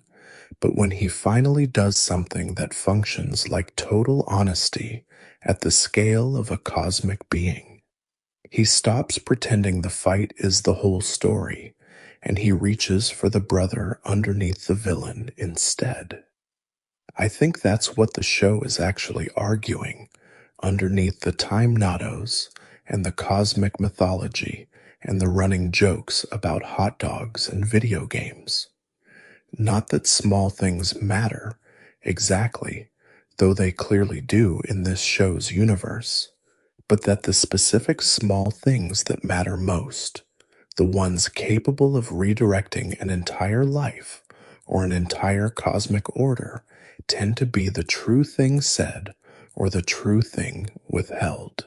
Everything else, the button pressed by accident, the keytar stolen on a whim, those are almost incidental engines, mechanisms the plot needs to get its characters into a room together. The actual hinge, every single time, once the mechanism has done its work and the characters are standing there facing each other, is whether someone tells the truth. Rigby tells it eventually, and the bad future collapses. Pops offers something like it, an embrace instead of a lie about who his brother really is underneath the cruelty, and the cycle finally breaks. Walks never gets the chance to lie or tell the truth about anything that night. Mona's death happens too fast and too randomly for that kind of moral clarity. But everything that follows, the name, the locket, the centuries of skipping instead of walking, is Skips telling himself the truth about what happened every single day. In the most literal, physical sense, the show could have given that decision.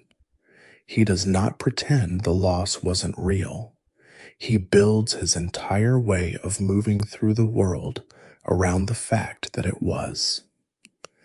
I want to talk for a moment about what it means to watch a show like this more than once, because I think that's its own small demonstration of the same principle, quieter than anything happening inside the plot, and it belongs in this video before we let the lights go down.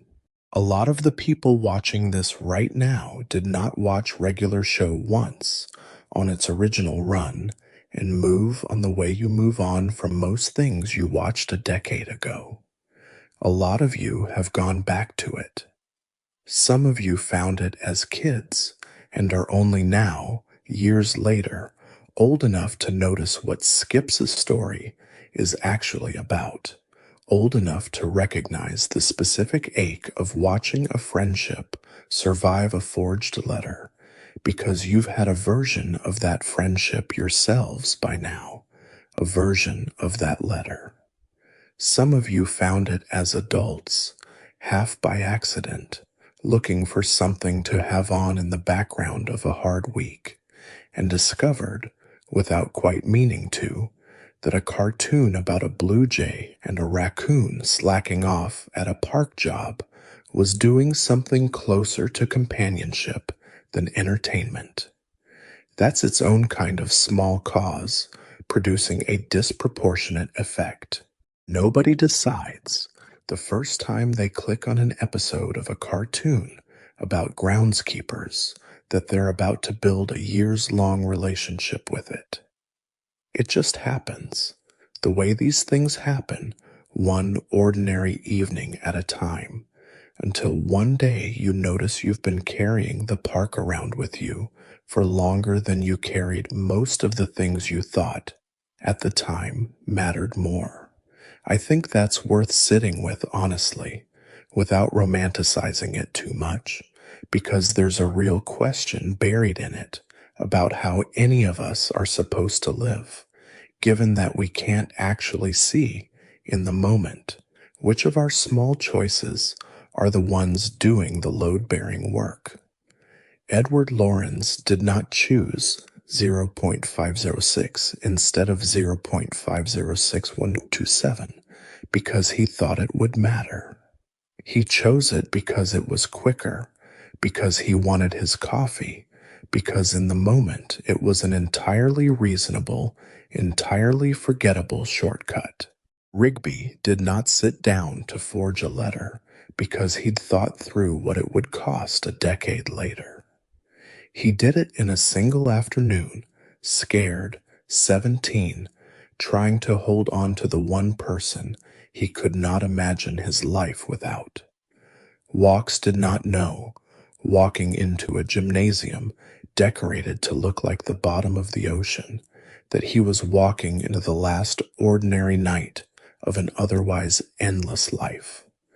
None of them could see it coming, and I don't think the show is arguing that you're supposed to be able to see it coming either. I think it's arguing something gentler and, in its own way, harder to actually live inside. That because you can't tell which small thing is going to turn out to be the hinge, the only honest response is to try to be someone whose small things, whichever ones end up mattering, are the kind you could live with having mattered. Tell the true thing more often than not. Choose the dance, if the dance is where your heart actually is, and then be honest, for as long as it takes, about whatever the choosing cost you. Press the button carefully when you can, and forgive yourself eventually for the ones you press by accident. There is something in the specific texture of how this show tells its stories, the pacing of it, the way it lets scenes breathe far longer than a plot-efficient cartoon would, that makes this whole argument land differently than it would in a faster, tighter show. Regular show moves at the speed of an actual afternoon with nothing much required of you, long, unhurried stretches of characters just existing near each other, playing a game, eating something, arguing about nothing, before the cosmic stakes arrive and demand something faster of everyone.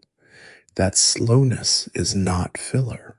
I think it's the show's way of making sure you feel the size of an ordinary hour before it shows you how much that hour can hold. If every episode rushed straight to the disaster would just be spectacle, disconnected from anything real, because the show makes you sit in the boredom first, the slow afternoons, the low-stakes bickering, the particular texture of two friends with nothing urgent to do. The eventual disaster lands as something that grew directly out of that boredom rather than something imported from outside it. The stakes were always inside the ordinary hour. The show just waits long enough and stays close enough to the ground for you to notice. I don't want to leave the science entirely behind either, because I think it's worth returning to, now that we've spent so long inside the show's version of the idea, and looking at what actually separates them, because the difference matters, and I don't want to blur it by accident in the process of drawing the comparison as tightly as I have all night. Lorenz's butterfly effect is a mathematical description of sensitivity to initial conditions inside a deterministic system, meaning, in plain terms, that the same starting rules run forward from two almost identical starting points can diverge into wildly different outcomes, not because chance intervenes, but because the system itself amplifies difference over time. It is not a claim about meaning. It carries no morality inside it. A butterfly's wing does not deserve credit or blame for a tornado because the tornado was never really about the butterfly in the first place. It was about a weather system that was always going to be unpredictable past a certain time horizon, regardless of which specific tiny disturbance happened to tip it one way or another on any given day. Regular Show's version of the idea is not really that, even though it borrows the shape of it, and I think it's important to be honest about the distance between them rather than pretend the show is doing science when it's actually doing something else entirely, something closer to moral storytelling, wearing chaos theory's clothes. In the show's universe, the small cause usually does deserve some kind of moral weight. The forged letter matters because it was a choice made by someone capable of choosing otherwise, and the show holds Rigby responsible for it, lets him carry the discomfort of that responsibility until he finally sets it down by telling the truth. Wachs's decision to go to the dance is not held against him in the same way. The show is careful, I think deliberately, not to blame a heartbroken teenager for choosing love over duty, but it does insist that the choice mattered, that it wasn't neutral, that the world responded to it the way worlds respond to things that matter. That's not chaos theory. That's something older, something closer to the oldest kind of storytelling there is, the kind that insists your choices are witnessed, that they carry weight, whether or not anyone is around to see them land.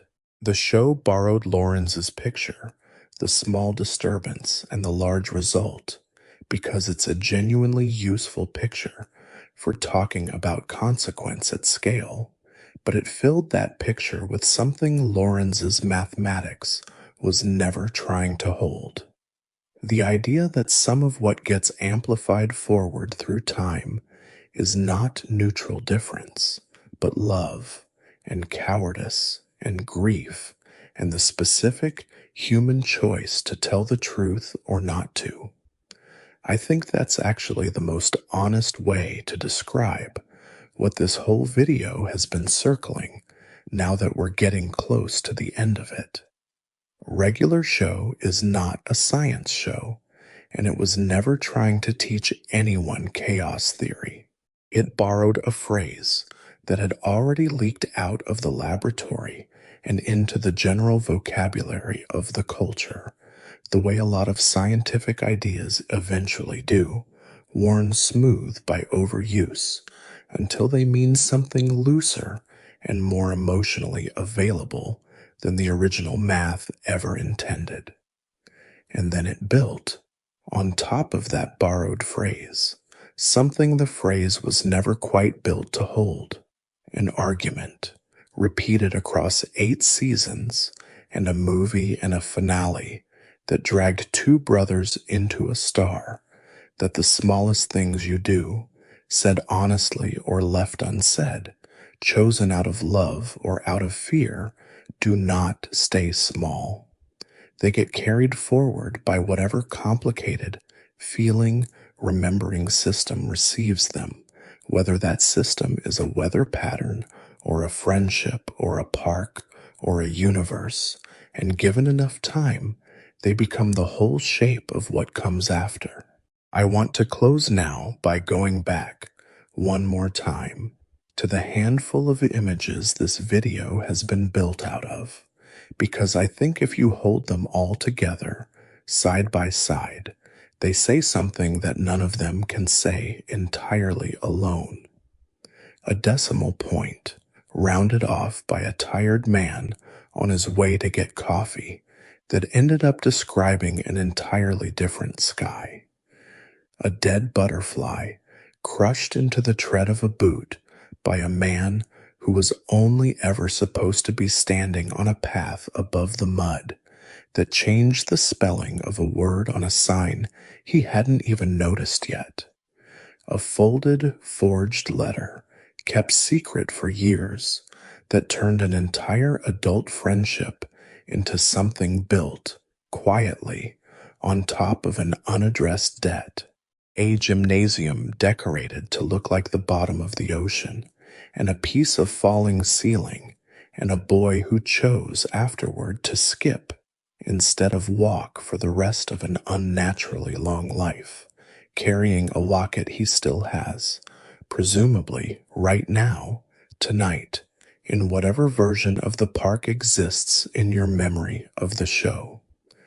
A stolen keytar, taken from a wizard relieving himself in a bush, that still mattered in the very last an hour of a story that ran for 7 years.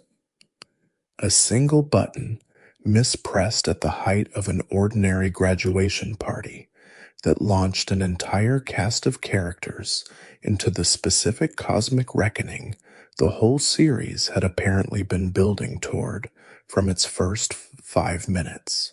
And largest of all, an embrace instead of a punch, offered by a being who had spent an unknown span of cosmic time locked into the exact same fight with his brother, ending this one time, not in a reset, but in a star and a silence and a life that had been quietly, deliberately spent preparing an entire hidden park full of people to be able to survive that silence once it finally arrived.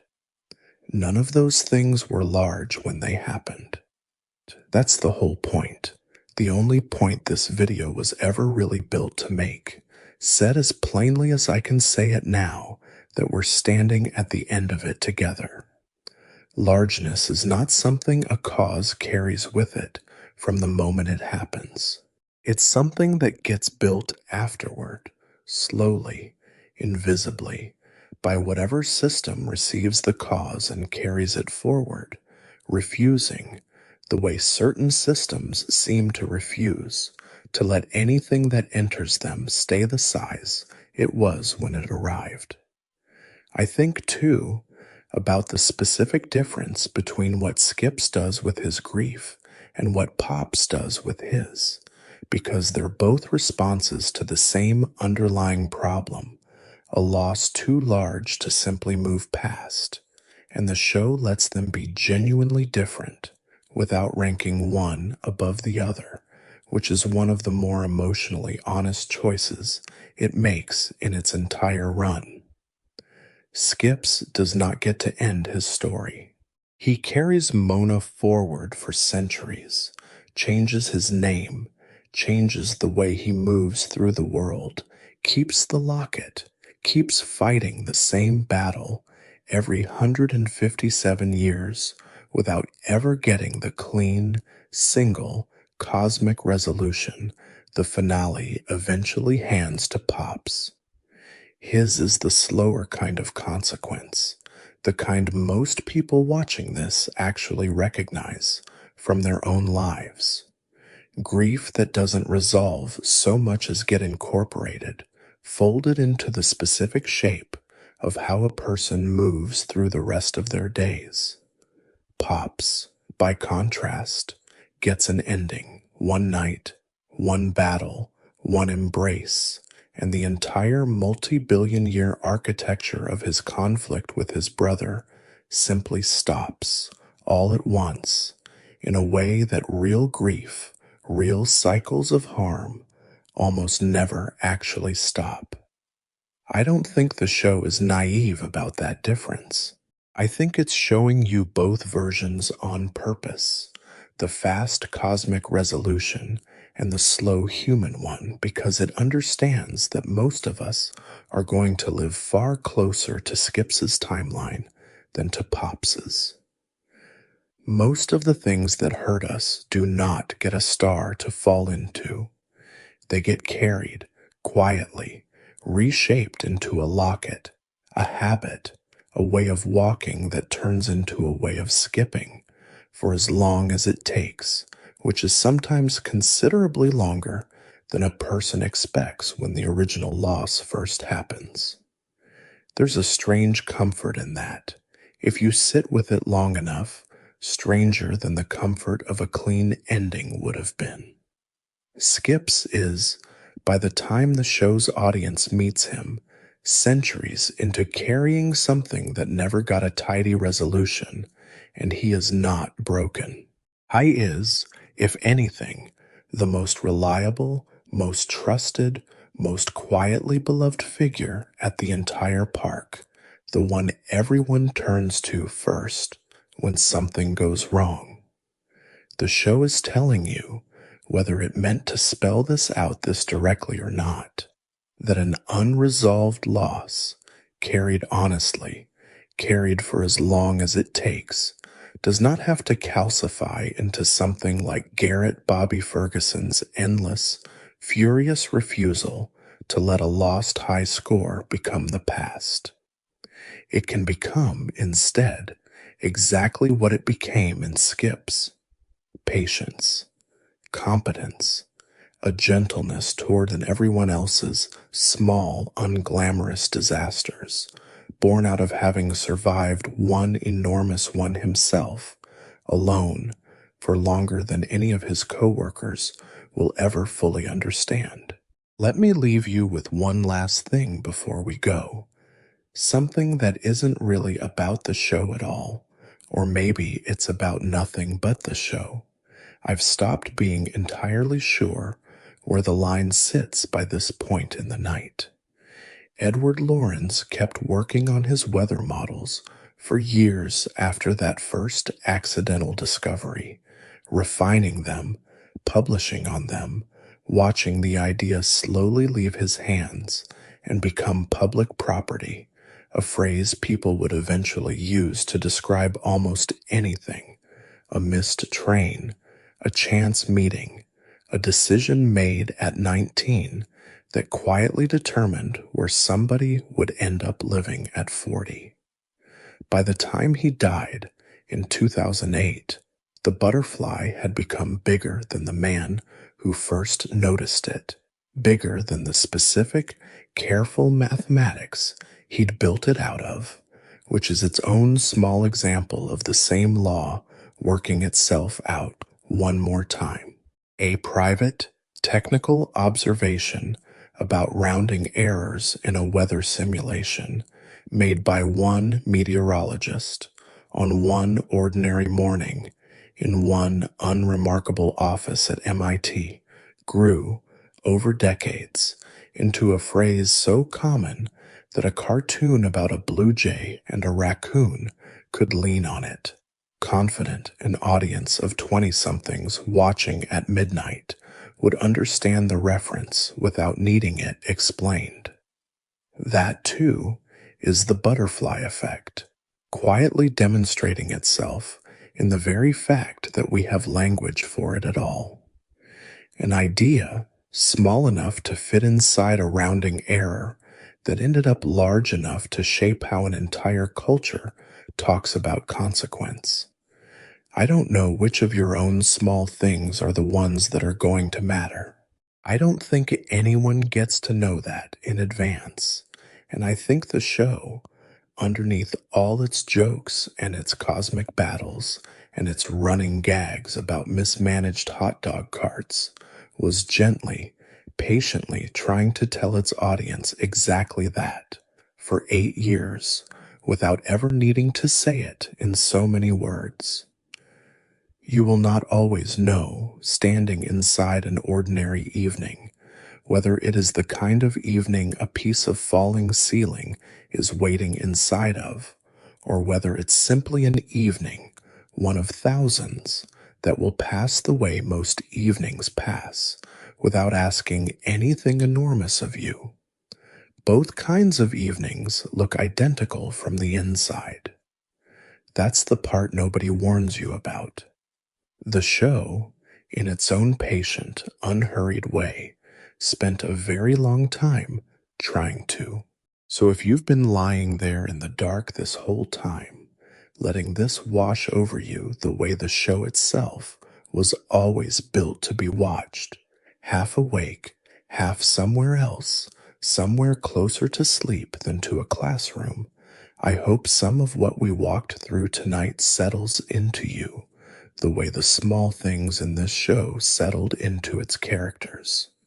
Quietly, without announcing which parts of it were going to matter later. The park is still there if you want to go back to it. Skips is still on the porch, still skipping instead of walking, still carrying a locket he chose to keep for a reason most people watching never fully understood until tonight. Pops is somewhere gentler than any of us can follow him to, having given everything he had once to end a fight that had never once, in however long it had been running, ended any other way. And somewhere in an attic that doesn't exist, a keytar that started an entire series is presumably still sitting exactly where it was left, waiting, the way small things in that show always seem to be waiting, for someone who doesn't yet know how much it's eventually going to matter. Take care of your decimal points. You don't get to choose which ones are load-bearing. You only get to choose, as honestly as you can manage, what kind of thing you'd want them to be carrying forward on the day, years from now, when you finally look back and understand which one it was. If this is the kind of thing you like spending your late nights on, slow, careful walks through a show that meant more than it let on, consider subscribing. It genuinely helps, more than you'd think, and it costs you nothing but a click before you drift off. And if tonight's video did what it was supposed to do, if you're somewhere between awake and asleep right now, a little further into the dark than you were when this started, then it did its job, and I'll see you in the next one. Sleep well.